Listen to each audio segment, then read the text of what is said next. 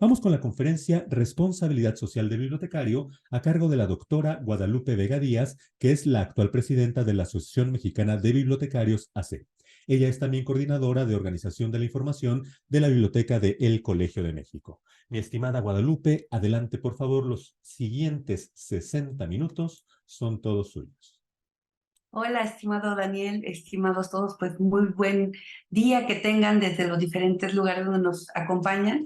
Quiero decir que sí, yo me confundí un poco en el horario y les digo, pero tiene mucho que ver con esta sincronicidad que tenemos que tener entre los bibliotecarios en América Latina. Pues les agradezco mucho que me hayan invitado y espero que esta charla les sea de interés. Creo que a lo largo de todo este evento, yo he estado entrando y saliendo, pero me parece que siempre ha habido como esta parte humana que intentó, y no solo intentó, creo que se logró con mucho éxito, plasmar en las diferentes ponencias. La mía no es diferente, también trata mucho de estos temas humanos, pero desde una perspectiva más profesional, aunque también toca lo técnico, pero no necesariamente vamos a hablar nada de lo técnico.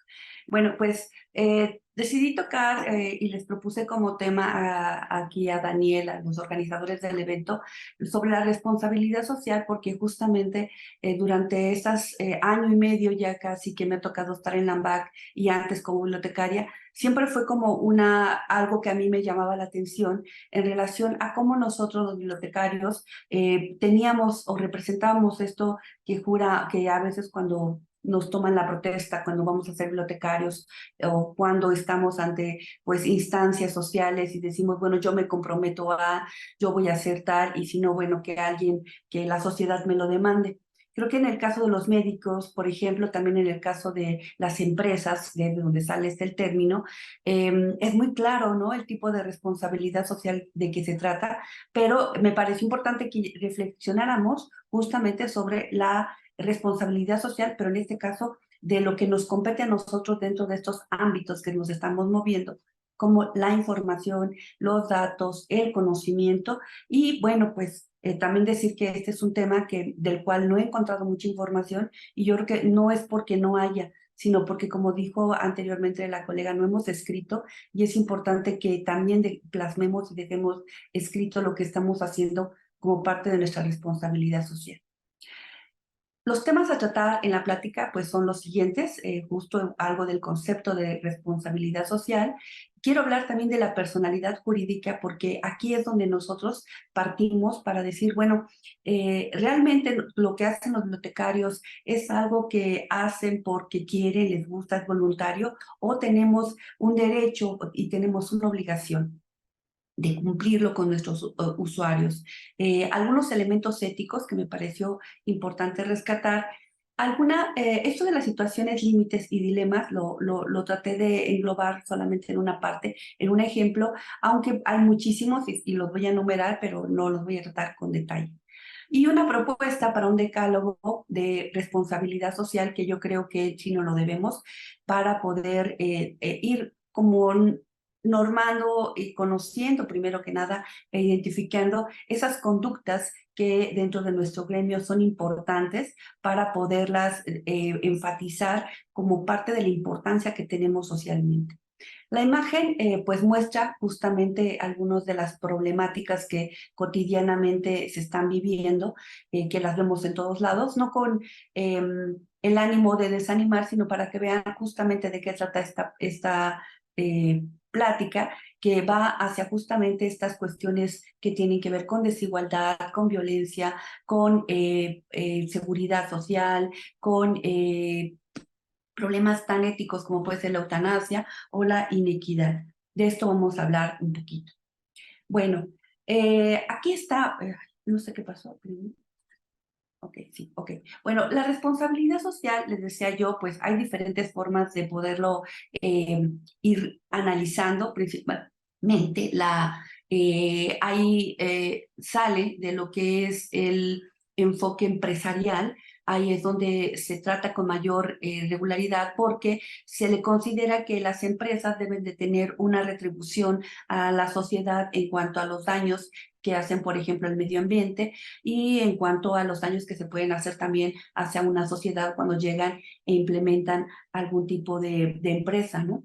La responsabilidad social, sin embargo, no solamente debería o se debería delimitar a estas empresas, sino como lo nombra la norma ISO 26000, se refiere también a las organizaciones, ¿no? Y en este caso, pues nosotros como gremio somos parte de una organización, ya sea que ésta sea formal o no sea formal, ¿no? En el caso del AMBAC, que es donde ahora estoy presidiendo, pues es una organización formal y me interesaba abordarlo porque justamente lo que yo quería saber era cómo impactaban las decisiones y actividades que como gremio tenemos hacia la sociedad, pero de manera muy importante hacia el medio ambiente, porque esto nos implica que estas decisiones y actividades con comportamientos al final, pues se den de manera transparente y ética, que también es parte de lo que quiero comentar en la plática.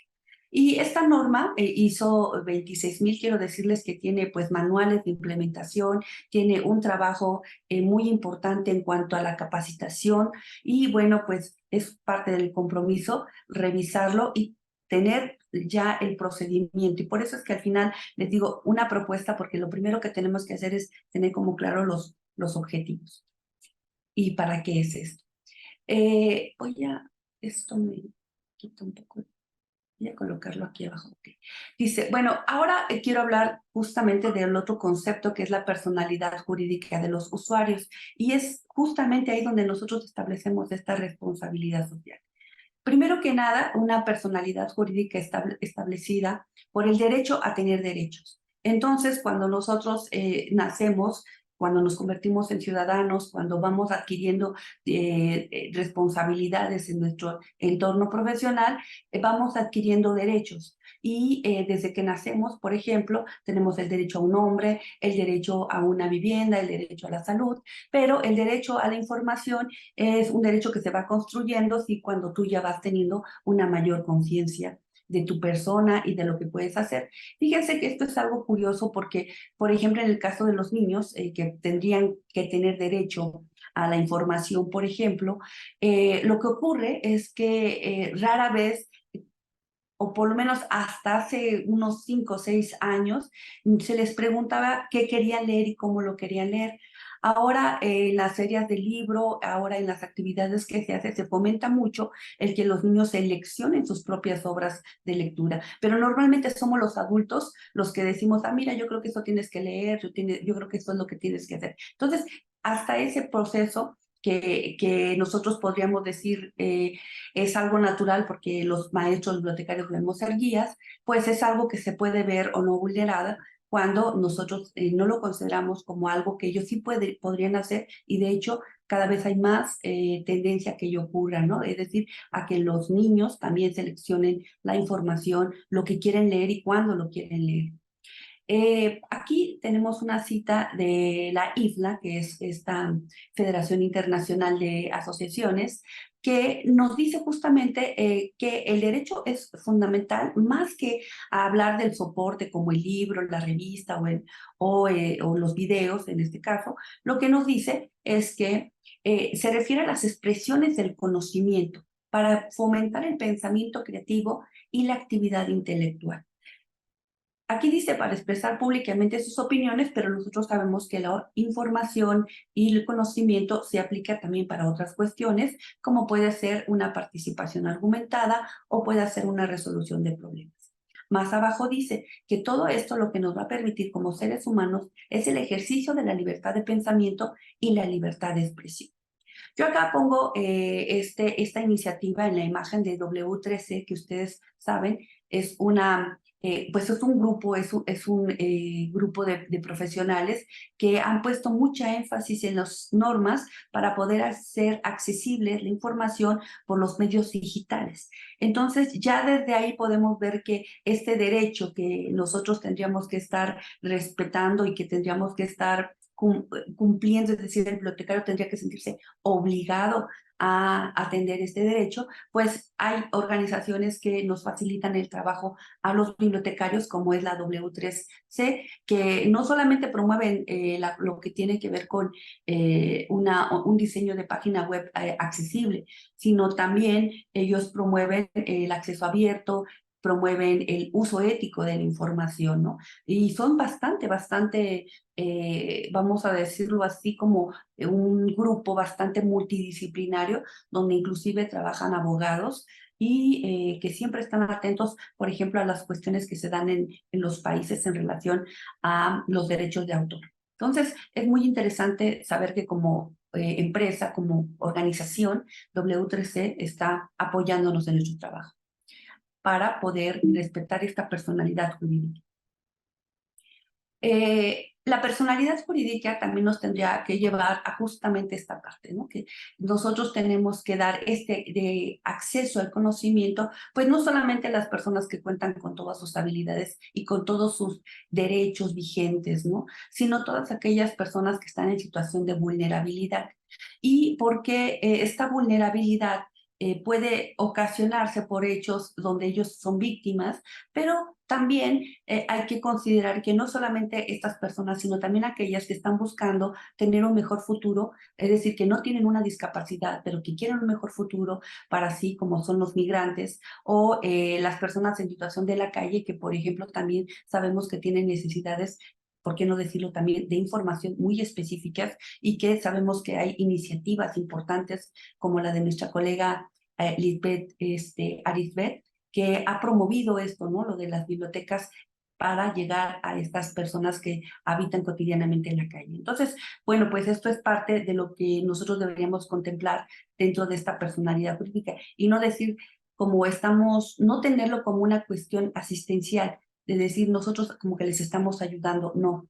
Como bibliotecarios es nuestra obligación apoyar a este tipo de comunidades, de personas o grupos. ¿Esto por qué? Primero que nada porque los derechos humanos y la información, el acceso a la información, al conocimiento, es un derecho humano, no pueden ser vulnerados. Ni siquiera porque todos pensemos que le estamos haciendo el bien, ¿no? Ay, vamos a ocultar esta información porque es en beneficio de todos, ¿no? Lo que está ocurriendo ahora un poco con la censura en las bibliotecas pues de California y de Texas, ¿no? Algunas de ellas, ¿no? O también en las escuelas. Ellos evidentemente no creen que estén haciendo un mal, pero ocultar esa información está vulnerando sus derechos. Por otro lado, pues estos derechos son universales, son interdisciplinares, son indivisibles, es decir, no puedes decir te doy la mitad de tu derecho, un cuartito, no, no, es sí o no, es muy, muy contundente y tienden a la progresividad dentro de una sociedad. Les decía yo, y eso es importante aquí, Ferragali lo hace de manera muy clara, nosotros no podemos decidir, ni siquiera aunque todos nos pongamos de acuerdo en decirle tal o cual persona puede o no tener acceso al conocimiento o a la información, sino que nosotros tenemos que darlo, porque esa es parte de nuestra ética, es como el médico que ahora decimos, tiene el médico que atender a todos los pacientes, tengan o no ingresos, y sabemos que bueno, eso puede ser difícil de cumplir, pero sin atender a las diferencias, sin discriminar, tiene que dar servicios de salud a a un pueblo, una comunidad, pues así igual el bibliotecario. Tendría que ser una persona muy consciente de que tiene que brindar toda la información independientemente de una, pues que considere que hay una injusticia o algo dentro de ello, ¿no? Esto es algo que nosotros tendríamos que estar conscientes. Obviamente, el derecho a la información también se vincula desde la UNESCO con todos y cada uno de los objetivos de la ODS. Esto es importante decirlo porque, de hecho, hay ya todos unos estudios sobre cómo es que la información ha repercutido, les tengo una bibliografía al final, ha repercutido y se promueve a través de políticas de información en diferentes países. Vean ustedes, por ejemplo, en la gráfica primera, esto es del documento anterior, del de la UNESCO y el acceso a la información, donde nos dice que ya en total hay 125 países del 2001 al 2019, la gráfica, la barra más grande, que se han sumado a tener leyes relativas de acceso a la información. Entonces, bueno, pues ven, esto es algo, como dice, es progresivo, va creciendo, pero tenemos que ser más conscientes cada vez de ello. México afortunadamente tiene varias leyes, pero pues la parte ejecutoria es la que nos falta, ¿no? O sea, por eso tan importante defender a las bibliotecas públicas y a todo tipo de bibliotecas para que se abran a promover este tipo de derecho entre sus ciudadanos. Acá, por ejemplo, en la siguiente, donde está la persona, con el micrófono, pues también en este mismo informe nos dicen sobre qué es que hay más leyes. Vean ustedes que donde hay más es libertad de opinión, prensa y expresión, pero también sobre el derecho de las mujeres, el derecho a la salud, los derechos de la niñez, la privacidad y las personas con discapacidades. Entonces, la idea sería, o tendría que ser, que todo esto fuera igualitario y no solamente que fuera para un grupo, sino que todos los demás grupos estuviesen representados, porque sabemos que hay muchos grupos que viven en situación de marginación muy importante. Ahora, quiero hablarles de otro concepto bien importante que es esto que nos muestra Kagan. Kagan, fíjense que Kagan es un bibliotecario que estuvo en la isla en un grupo que justamente hablaba de lo que es el acceso a la información, desde una postura de la bibliotecología crítica. Quiero decir que Kagan es eh, muy orientado hacia lo que es la bibliotecología crítica y en este sentido puede ser mucho más radical lo que él nos propone. Él dice, por ejemplo, que en nuestra profesión debemos tomarnos en serio nuestro papel para promover la justicia en nuestras comunidades.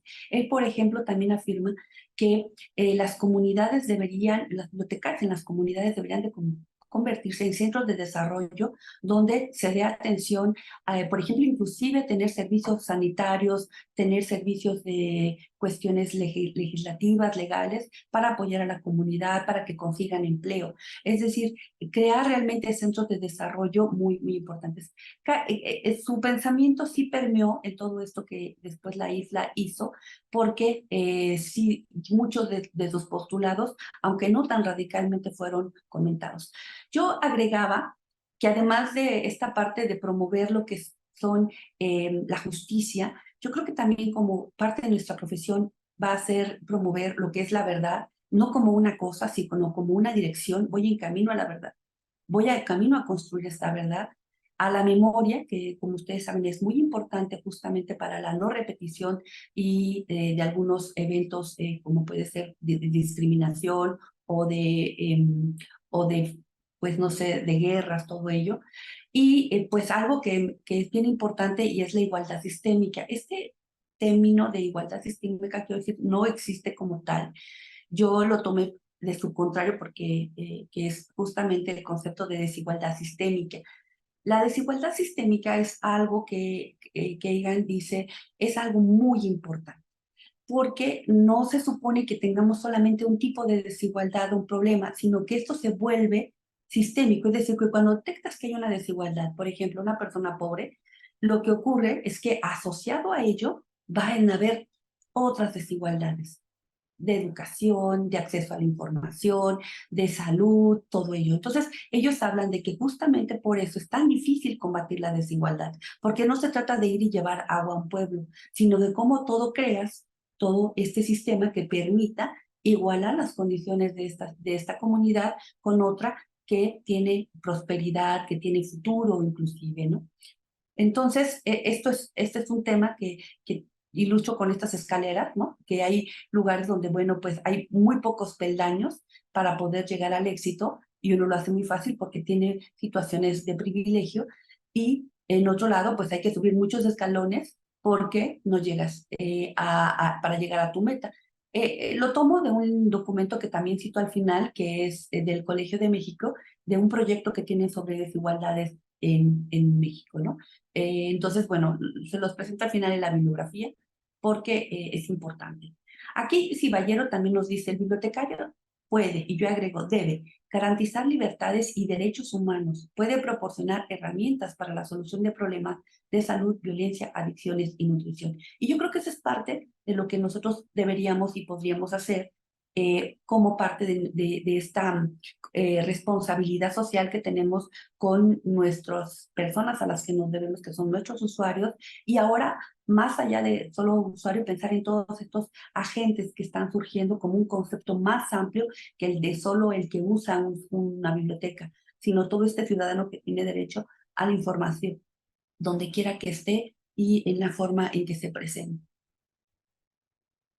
Acá está, bueno, esto les decía yo, cómo retoma también la ACRL. No sé si ustedes son adictos o no a los top trends de la ACRL, se nos recomienda, están de acceso abierto. El del 2022 justamente decía que, dado todo lo que ha ocurrido, la situación de pandemia, salud, pobreza, los objetivos ODS que ya están por cumplirse, la fecha límite, nosotros tenemos que, propone él que justamente la biblioteconomía crítica se fortalezca y además de que luchemos, digamos, de alguna manera contra la desigualdad, el racismo, el sexismo y otros problemas. Entonces, todo esto nos lleva a decir que todos estos temas de responsabilidad social, de personalidad jurídica y ahora englobados dentro de esta biblioteconomía crítica, pues van a ser algo que nosotros vamos a tener cada vez más frecuente en los siguientes años y nosotros tenemos que estar presentes. Aquí sí hay como un dilema, uno de los primeros dilemas que yo veo, y es que justamente la bibliotecología crítica, la biblioteconomía crítica, sí dice que no debemos de tener posturas neutras, es decir, que si nosotros vemos una injusticia, deberíamos de estar proporcionando más información hacia la víctima, por ejemplo, o hacia la supuesta víctima, más que hacia al supuesto victimario. Y esto es fuerte para nosotros como bibliotecarios. Por eso sí es importante distinguir esta biblioteconomía crítica de lo que puede ser esta responsabilidad social, porque sí nos va a meter en dilemas dentro de lo que es nuestro actuar cotidiano. Aquí hay algunos elementos que yo tomo de esto, de información y datos como representaciones del conocimiento, como se menciona al inicio por la IFNA, y yo ponía estos elementos porque me parece que vamos caminando hacia allá, ¿no? Por ejemplo, del lado de la información tenemos todas estas leyes que van hacia la accesibilidad en la inclusión de uso y derecho de la información, para la toma de decisiones, para la recreación, etcétera. Luego tenemos este análisis de lo que es la desigualdad sistémica, que era lo que yo mencionaba, y que justamente, fíjense, aquí es bien interesante porque el mismo Kagan decía, es que la brecha digital está disfrazada. Nosotros hablamos de brecha digital para no hablar de desigualdad sistémica. Entonces, eso es un elemento de análisis que tenemos que considerar. Y el uso ético y legal de la información, y bueno, pues un parteaguas que estamos teniendo ahorita y que sabemos nos está llevando a muchas discusiones, que es la diferencia entre acceso abierto y acceso gratuito, o acceso sin dar reconocimiento a los autores, que es algo que vamos, son cuestiones que tenemos que usar de manera muy armónica y no pensar que porque está abierto no debemos de citarlo o no debemos de darle o pagar por accesarlo, ¿no? Muchas veces los autores como Wikipedia, las organizaciones como Wikipedia nos piden dinero por información que alguien más puso de manera para que la tengamos gratuita y muy pocas veces tenemos la generosidad de dar dinero porque pensamos alguien más lo dará, pero ¿cómo se sostiene esa organización si nosotros no aportamos? No es gratis, no es gratis nada de lo que hay en la información, solamente es que nosotros no vemos o no pagamos por esos costos y eso es algo bueno también dentro de nuestra sociedad, pero también necesitamos un poco más de conciencia sobre esa retribución. Del lado de los datos, tenemos los principios FAIR, no me voy a tener en cada uno de ellos, porque son estos principios que nos dicen que los datos que generamos cotidianamente, que generamos en una investigación, en una tesis, en un trabajo, deben de ser encontrables, accesibles, interoperables y recuperables, principalmente para que sean reusables por aquellos otros que están haciendo investigación. Muchas veces hacemos investigaciones que son muy similares y no compartimos los datos o alguien hace para el mismo periodo la misma investigación, por ejemplo, sobre quién ha hecho estudios sobre ética de información y no los compartimos. Y cuando no los compartimos, entonces se agrava el costo para aquellos que quieren o inician una nueva investigación. Entonces, esos son lo que dicen los principios FAIR, pero también tenemos estos principios de protección de datos personales y confidenciales que sabemos que también son un problema muy grave. Los principios CREA, así son traducidos al español. En inglés se llaman principios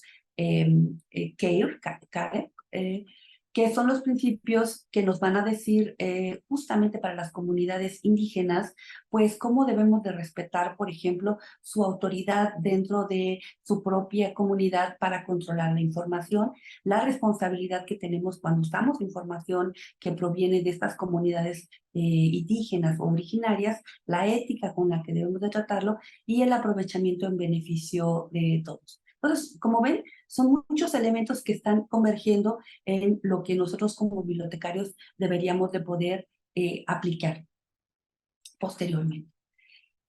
Aquí lo que tengo son estos principios éticos de la isla que los retomé, la Loida García Fego nos hizo favor en la AMBAC de darnos una plática, está disponible en internet y en acceso abierto, por supuesto, y ella nos decía que hay pues 6 elementos clave por los cuales se está trabajando todo lo que es el acceso a la información, pero digo, todo lo que es la ética, pero desde una perspectiva mucho más global. Esos son, ya hablamos del acceso a la información, de la responsabilidad que los bibliotecarios tenemos hacia las personas, de la privacidad, confidencialidad y transparencia en el manejo de los datos personales y también de acceso abierto, la protección del acceso abierto y la propiedad intelectual. Y fíjense, aquí sí, en la isla dicen que los bibliotecarios debemos de promover, y yo estoy más de acuerdo con esta posición, de ser neutrales, de mantener lo que es la integridad personal y las habilidades profesionales, ¿no? Es decir, estos son los elementos que ellos ponen. Hay un sexto donde habla acerca de la relación con los colegas y el empleador-empleado. Esto pareciera ser algo así como muy... sobre todo el último de la relación con los colegas, porque siempre se tiende a pensar de que hay una relación asimétrica en este tipo de organizaciones, pero también he sabido que muchas colegas podrían estar utilizando la información de una empresa, de una organización, para posicionarse en otra empresa u organización. Y eso también son cuestiones que deberíamos de nosotros como bibliotecarios tener claros, cómo lo puede ser en cualquier otra empresa, de que ese tipo de situaciones pues no son éticas, ¿no? Y bueno, pues como eso, cómo diferenciar lo que es tu aportación en una empresa a lo que es una aportación de la empresa hacia ti. Eso es muy difícil también de delimitar, y yo creo que ahí es justo donde empezamos con estos dilemas que podemos tener en la profesión. ¿Cómo vamos en tiempo, estimado Daniel? Vamos bastante bien, tenemos todavía algo así como 30 minutos. Ay, no me digas, excelente, porque esto justamente nos va a dar para que platiquemos de algunas cuestiones con el público, y por favor que me digan ustedes si quieren irlo escribiendo dentro de lo que es pues este chat que tenemos disponible, que ustedes nos platiquen qué opinan de esto. Ustedes sabemos que nos visitan de Colombia, Costa Rica, Guatemala, Nicaragua, que nos comenten cómo tienen o no ustedes, por primero que nada, códigos de ética profesional o ética bibliotecaria que estén utilizando.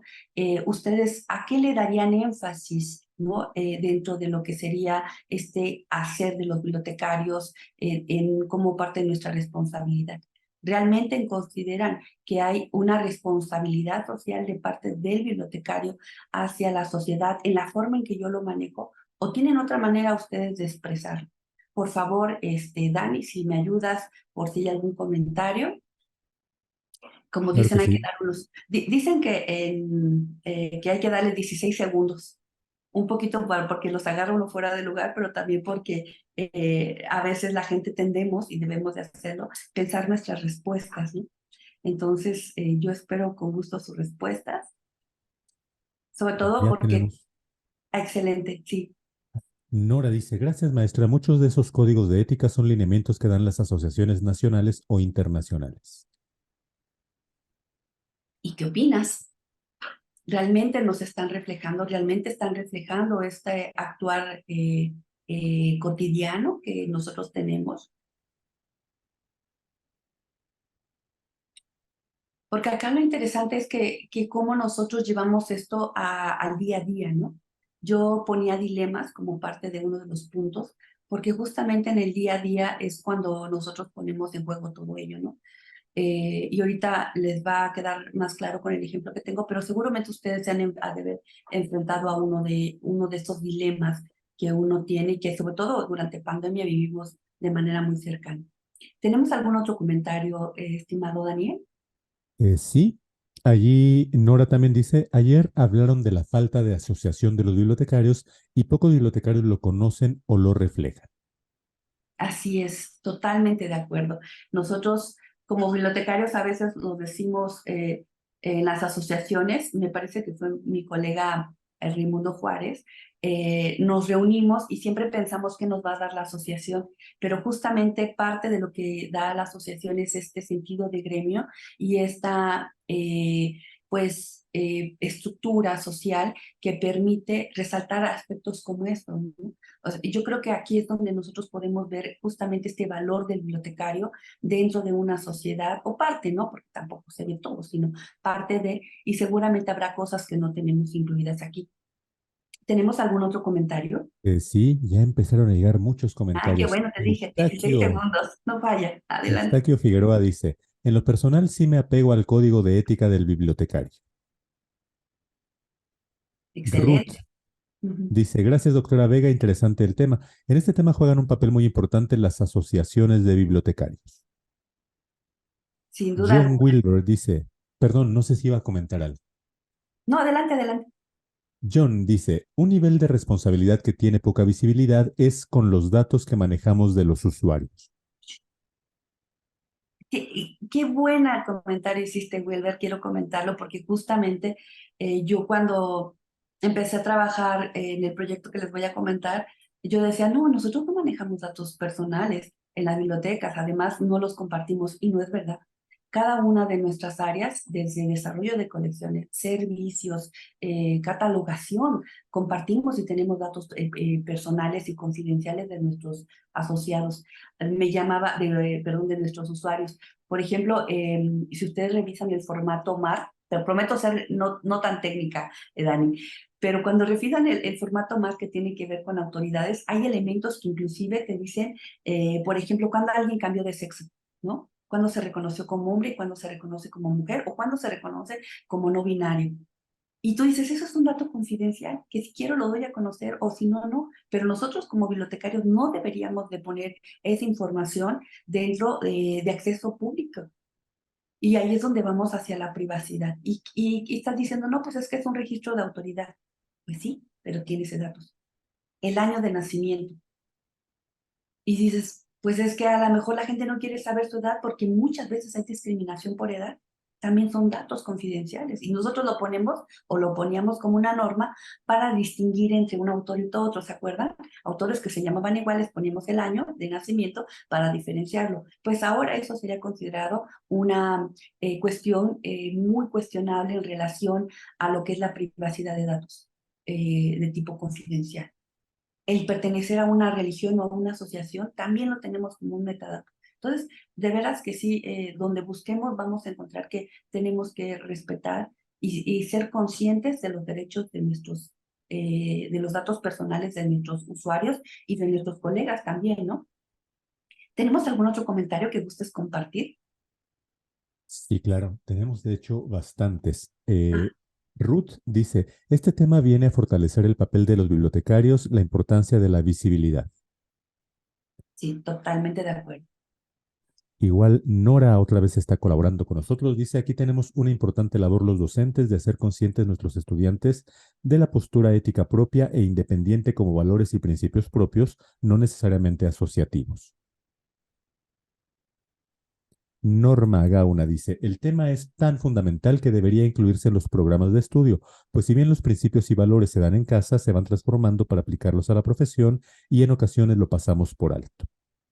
Excelente, Norma. Vamos a tratar de proponerlo. Yo creo que sí se toca, pero casi desde el punto de vista legal, pero no como un código de ética con el que debemos de salir así bien tatuados, ¿no? Claro. Alejandro plantea una pregunta. ¿Cuáles son las acciones que considera usted que las asociaciones de bibliotecarios han hecho para proyectar la imagen del bibliotecario ante la sociedad? ¿Cree usted que son suficientes estas acciones? Pues mira, esa es una pregunta bien interesante. Como parte de lo que hicimos en AMBAC, nos propusimos justamente hacer este vínculo y la verdad es que es muy complicado. Nosotros, yo lo que pensaba es que no podía ser todo endogámico, sino que teníamos que ir hacia afuera. Y hacia afuera no se significaba hacia los derrotes, hacia los lugares que ya conocemos, a las trincheras que ya dominamos, como pudiera ser las bibliotecas de tipo universitario. sino teníamos que ir hacia esas otras bibliotecas que aún inclusive no están formadas y que deberíamos de promover, que son las bibliotecas comunitarias. Esto no es un pensamiento original, debo decirlo. Yo ya se lo he oído a otros colegas como Marisela Castro, como y también en Campeche, perdón, se me fue ahorita su nombre, también al doctor Lau, a Marta Castro. Es decir, hay mucha gente a la que ya se le ha oído esto, de ir hacia las comunidades, y ahí es donde deberíamos nosotros de estar fortaleciendo nuestro principal labor. Ustedes sabemos que hay una asociación que se llama Médicos Sin Frontera, ¿no? Y que justamente van así, ¿no? Como haciendo labor social en diferentes comunidades. Y eso pues debería de ser similar en el caso de los bibliotecarios. Ahora, lo que es cierto es que la asociación no nos da el tiempo suficiente dentro de lo que somos las mesas directivas para poder hacer este tipo de trabajo, porque además es un trabajo voluntario y que muchas veces pues nosotros tenemos que seguir trabajando. Pero lo que se trata es de sembrar estas semillas, justamente este proyecto es sembrar esa semilla para decir, no estamos fortalecernos desde dentro, sino hacia afuera. También hablábamos de fortalecerlo con otras entidades como son justamente las empresas, que vean que los bibliotecarios podemos y sabemos hacer muchas cosas y que entre ellos lo que podemos hacer es ahorrarles dinero, ahorrarles tiempo, ahorrarles incertidumbre en cuanto a su toma de decisiones. Y eso es algo que nos hemos propuesto, por ejemplo, ahora que vamos a San Luis, refrendarlo en un evento que vamos a tener con ellos. Entonces, yo pienso que el trabajo es hacia afuera y de día a día, pero de veras, se requiere de unos asociados como los del AMBAR, que yo tengo, hay asociados que pagan ellos sus viajes para ir, por ejemplo, a dar cursos de ODS, cursos de alfabetización informativa, cursos inclusive que tendrían que ver con cuestiones técnicas. Entonces, darnos a conocer significa fortalecernos como gremio y salir de nuestra zona de confort, que es donde ya sabemos que sí somos exitosos, que son bibliotecas universitarias. Pero es muy difícil, también tendría que proponerse dentro de las bibliotecas, tal vez como un aspecto más social como se hace en otras instituciones, como por ejemplo, yo sé que en la Facultad de Arquitectura trabajan a través de lo que son, le llaman ellos talleres, y esos talleres fortalecen este tipo de vinculación social desde el mismo taller. Entonces, esta vinculación social sí o sí siempre tiene que llevar a un proyecto colaborativo. Y eso es algo que no hemos visto, por ejemplo, en las escuelas, ¿no? Entonces, yo creo que es una experiencia buena que justamente vincula, en este caso al arquitecto, con lo que es una comunidad y que nosotros nos tendríamos que estar vinculando. No ir hacia... Hay otro derrotero importante que es los derechos, ¿no? Y yo creo que en ese sentido lo que hemos estado trabajando es lo de armonización legislativa. Y ahí tienes que hacer lobbying con todo lo que son los abogados y todo lo que son los perdón, se me fue, diputados y senadores, que lo hemos hecho, y de que nos dejen en antesala, pero no importa, nosotros estamos ahí porque muchas decisiones igualmente se toman sin considerarnos porque creen que no estamos organizados. Entonces, en el momento en que se dan cuenta que estamos organizados, que tenemos propuestas y que además de eso las hemos súper refinado y hecho de la manera más clara y coherente, nos toman en cuenta. Entonces, pues estamos en eso. No tengo una respuesta contundente, pero creo que es trabajar día a día por ello. Pues si me permiten, continuamos con la plática y ahorita hacemos otra pausa para continuar con los comentarios, Dani, a menos de que tengas Perfecto. algo que sea como muy relevante o que... No, vamos a darle continuidad y regresamos con los comentarios al final. Perfecto, muy bien. Muchas gracias a todos por participar. Bueno, entonces les decía yo que yo lo que les quería platicar ahora es justamente un ejemplo de cómo aplicamos todos estos, cómo yo me di cuenta de todos estos problemas en este proyecto que se llama Repositorio de Documentación sobre Desapariciones en México.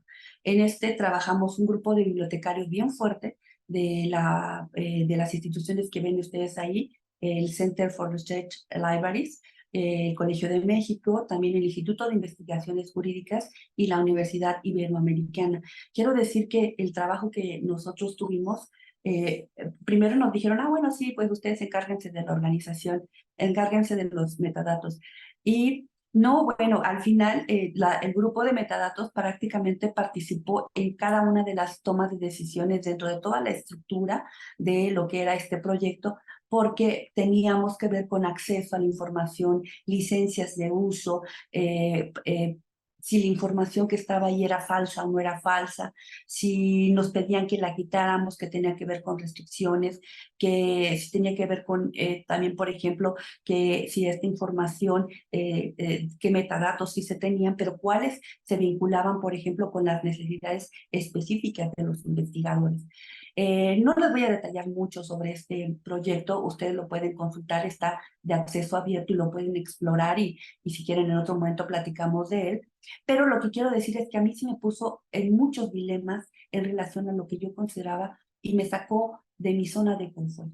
Es decir, lo que yo consideraba como bibliotecario y mi zona de confort. Exacto. Me está avisando mi alarma que avance. Había tres principios básicos dentro de este proyecto, que era la verdad. Que les decía yo, la verdad no como una cosa, sino como una dirección. O sea, la verdad no se tiene, yo. Decía alguien alguna vez en una plática que oí que en las bibliotecas está la verdad. En realidad no. En la verdad, las bibliotecas tenemos los elementos para que cada quien construya desde su propia perspectiva los diferentes conceptos que le van a permitir construir su verdad. Por eso es que yo decía que no podíamos ser, teníamos que ser neutros porque tenemos que tener la pluralidad de conocimientos y de aportaciones.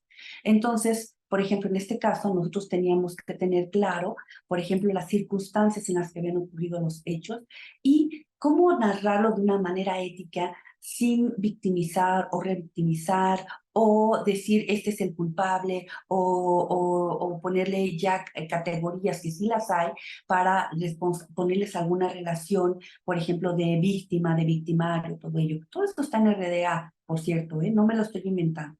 Entonces era muy difícil y justamente sí hubo inclusive alguien que dijo, oigan, este que apareció en tal periódico, ya no, por favor quítenlo, porque yo pude demostrar mi inocencia. Entonces, ese tipo de cuestiones decíamos, ojo con lo que pones y cómo cualificas, por ejemplo, y asignas relaciones dentro de lo que es un documento, ¿no? Unos temas, ¿no? Porque ustedes saben, hay temas muy controversiales que como víctima, victimario, también tenemos el de asesino, qué sé yo, todo ese tipo de cosas que nosotros debemos de cuidar con mucha ética. Obviamente, aquí hay unos elementos que tuvimos que cuidar, la fiabilidad de las fuentes, la consistencia, la credibilidad, la coherencia de la información y ponerlo todo para que las realidades y las verdades salieran a partir de lo que ya vimos, porque la verdad pareciera ser que es algo dinámico que se construye con el tiempo. La memoria. Esta parte de la memoria es también bien importante porque se trata de que hay ciertas cuestiones de discriminación, por ejemplo, de todos los grupos vulnerables, de todos los marginados que están viviendo situaciones muy graves, y cómo hacemos para que no se repita. Y para que no se repitan, para que después estén legislados, para que después estén comprendidos, necesitamos establecer elementos para que esa literatura se conserve.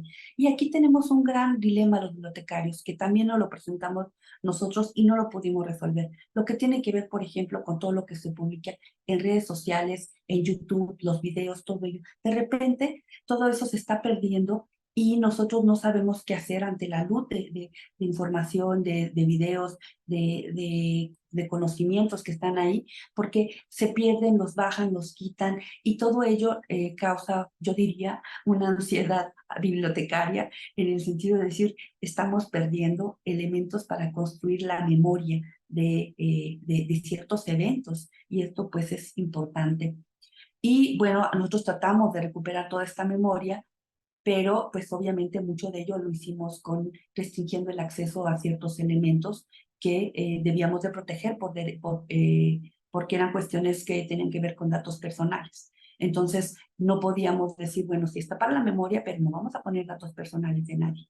Y casi tuvimos que eliminar un montón de trabajo que habíamos hecho al eliminar o inhibir esa información para que no pudiera estar disponible ni siquiera para nosotros. Era algo muy, muy delicado, pero saber que ahí está para que en un momento dado que sea propicio se construya esa memoria es importantísimo. Y hay muchas cuestiones de responsabilidad social que se ven. Por ejemplo, hay un caso que presentó también una colega que trabaja acá en México en el Instituto de Ecología, donde ella está haciendo una revisión bibliográfica de la responsabilidad social y principalmente de lo que ellos llama el riesgo climático y cómo se ha trabajado a través de las notas y las notas periodísticas y también a través de los diferentes medios de la prensa, ¿no? Los reportajes, las notas. Entonces, este trabajo también me pareció muy importante, también lo pueden ver en la AMBAC, porque justamente va hacia a cómo construimos una memoria para la no repetición, decían ellos. Y no solamente tiene que ver con desaparición, hay muchas cuestiones. Obviamente la justicia, ¿no? Y aquí es donde nos enfrentamos a las cuestiones de desigualdad, y no solamente porque tenemos grandes diferencias, inclusive en nuestro México hay grandes diferencias entre lo que son las bibliotecas del norte contra las bibliotecas del sureste. Hay una desigualdad tal que nosotros no podemos pensar que los servicios de que lleguen de manera igual toda la información y todos los datos o los documentos no se pueden dar. Entonces, pero no sabemos cómo es el problema. Entonces, lo que necesitamos hacer es tener estadísticas confiables. Y ahí también apelo a la labor que ha hecho por un lado, Micaela Chávez al hacernos una propuesta de estadísticas que pronto pondremos en marcha, como Marisela Castro, que ha recopilado también todas las estadísticas que se están dando desde las instituciones, ¿no? Desde el INEGI, todo ello. Hay una cosa gravísima que está ocurriendo aquí que nos hicieron saber hace poco, que justamente el doctor fue en el evento del IBI, nos decía que 2.000 bibliotecas públicas en México prácticamente o están inoperantes o han desaparecido y por tanto ya no forman parte de lo que es este Sistema Nacional de Bibliotecas. Entonces, ¿cómo podemos hacer esa justicia, esa igualdad, si no sabemos de estos eventos y por qué y quiénes están tomando estas decisiones? Entonces, esto es algo que debemos de tomar. Aquí hay otros elementos, ya lo vieron, datos personales, la denuncia y la reparación, ¿no? Entonces, bueno, muchas veces nosotros lo que tenemos que hacer es poner esa información ahí disponible, buscar en los periódicos, hacer metadatos, organizarla, hacer sistemas de recuperación de información que permitan justamente que las personas lo puedan por lo menos conocer o identificar. Bueno, acá resumo, ¿no? Esto es algo que solo intenta resumir lo que ya les he comentado. Y creo que no solamente se trata de que los bibliotecarios nos veamos como mediadores. Aquí había algo que nos exigían mucho dentro de lo que era este repositorio, y es que la gente no necesitaba que yo le dijera cómo hacer una base de datos, no, eso decían, eso es muy complicado, sino necesitan servicios de asistencia y acompañamiento. Entonces, el bibliotecario ya no se vuelve un mediador, sino se vuelve eh, como este servidor público, como este servidor social en el sentido más puro de la palabra, que va a dar asistencia y acompañar a las personas para que cumplan sus metas. Entonces nos tenemos que ver desde otra manera, no solamente que damos información. Y bueno, todo lo demás ya lo he platicado, hay cosas acá que podríamos platicar más adelante, pero que básicamente la idea principal de esta lámina es resaltar estos elementos de servicio de asistencia y acompañamiento más que de mediación, o además del de mediación. Aquí solo resumo que justamente era como a lo que yo quería llegar, la propuesta que sí que me dolió la cabeza porque yo decía, ¿cómo vinculo lo que la IFLA me dice con lo que yo hago cotidianamente, no solamente en este curso, digo, en este repositorio, sino también como docente? Y qué bueno que nos dijiste, Gaona, también la responsabilidad del docente. Entonces, aquí hay algunas propuestas, yo creo que más que ser definitivas, son propuestas para negociar, para platicar, para saber qué opinan ustedes de ello, ¿no? Si el acceso a la información tiene que ver con la identificación de necesidades cognitivas, emocionales, como lo vimos aquí, personales, y también si la gente debe de preferir y debemos de respetar los medios por los cuales prefiere informarse.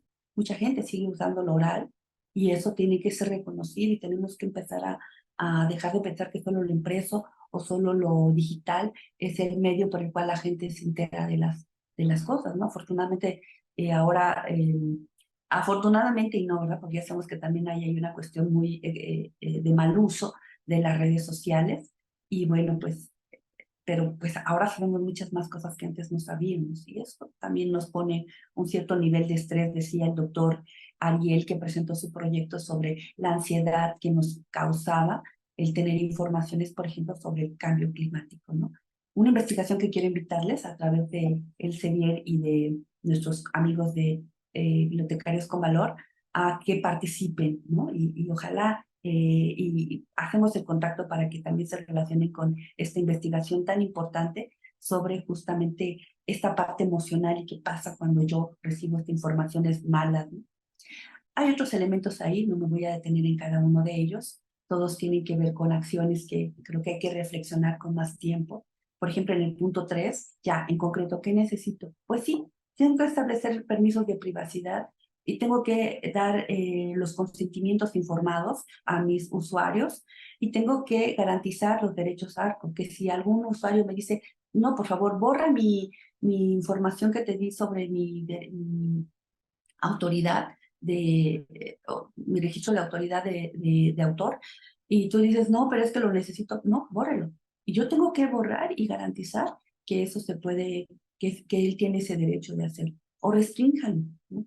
Porque puede ser algo que nosotros estemos haciendo sin haberles preguntado. Acá hay más, uno por cada uno de los 6 puntos que marca la isla.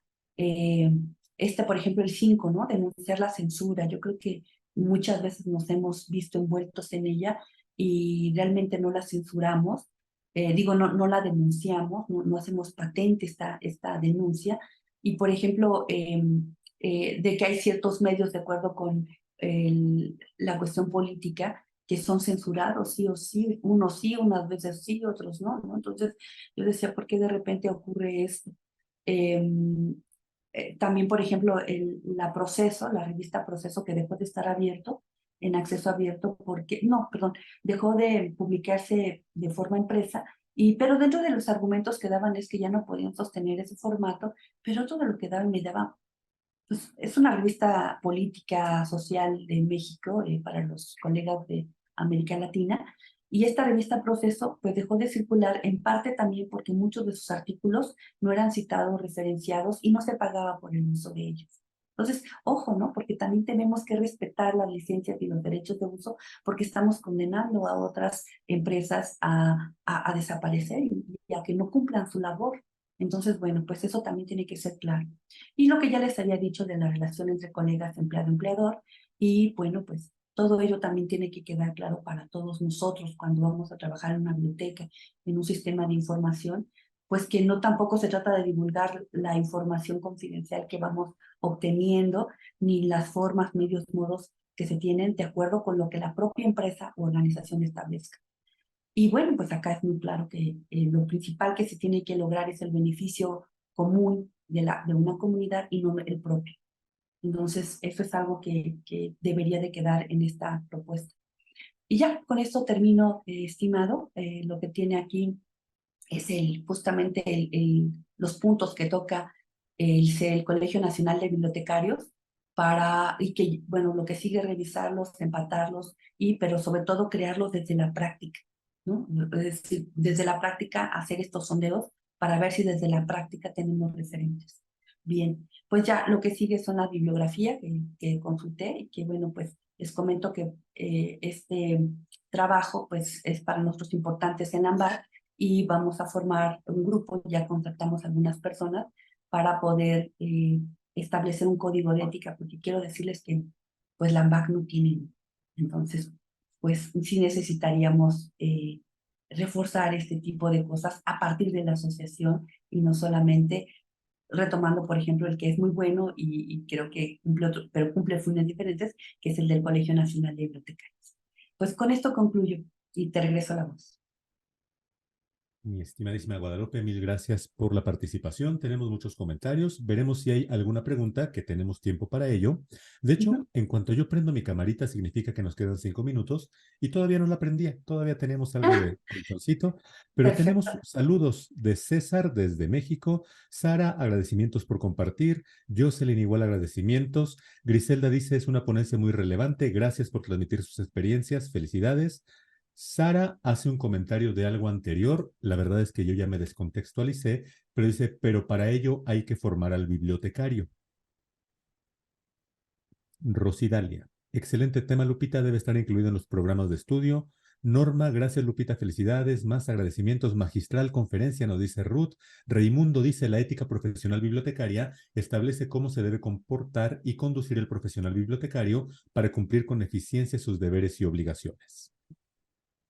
Sí, Claudia agradece también, lo mismo que María de los Ángeles, gracias por la valiosa información. Simba, alias Julián Peña, también dice muchas gracias a la doctora Vega por su excelente ponencia. Saludos cordiales. no, pues excelente. Efectivamente, la asociación tienen un compromiso. Yo por eso, y lo platiqué con Raimundo y la mesa directiva, les decía que no es posible que no tengamos un código de ética en la AMBAC. Y luego, ¿y cómo lo hacemos, no? O sea, porque tampoco puedes llegar y decir, este es el código de ética bibliotecaria de la AMBAC. No, tiene que salir de abajo. Tiene que salir de la práctica de todo esto y yo me comprometo a leer con mucho cuidado y analizar lo que ustedes, si me permiten, proponen, porque yo creo que dieron en el punto en muchos elementos, ¿no? Yo creo que esta parte humana, rescatarlo, es decir, ante todo somos humanos y como humanos debemos de tener como ciertas conductas que deben de ir en favor del beneficio de todos las personas, ¿no? Entonces, yo celebro mucho este congreso y la temática, ¿no? Porque sí nos da una parte, y además yo cuando lo vi, ay, sí necesito porque quiero comentarlo y quiero además que nuestros colegas nos comenten, que nos platiquen qué está pasando en sus instituciones, eh, hacer un diálogo, ¿no? Claro, ¿no? Y fabuloso el tema, por supuesto, más que bienvenida a esta temática y por supuesto la presencia y toda la experiencia que usted tiene. Por acá tenemos más comentarios, Rosa Isela, Julián, César, Ruth, igual muchos agradecimientos. Una pregunta, doctora, ¿podemos compartir su dirección de correo? Seguramente habrá gente Por que quiera supuesto, contactarla. sí, claro que sí. Le voy a dar el de AMBAC, porque creo Ujú. que presidencia, arroba AMBAC, AMBAC.org.mx, listo, ahí está. Esa es la de AMBAC, ahí me llega de manera directa, y porque, ¿saben qué? Como tiene que haber un proceso continuo, sí es importante que todas las aportaciones lleguen ahí para que en la siguiente mesa, en este caso la que presidirá Raimundo, también le dé chance de poder de tener todos estos insumos, ¿no? Creo que aquí hay una pregunta, ¿verdad?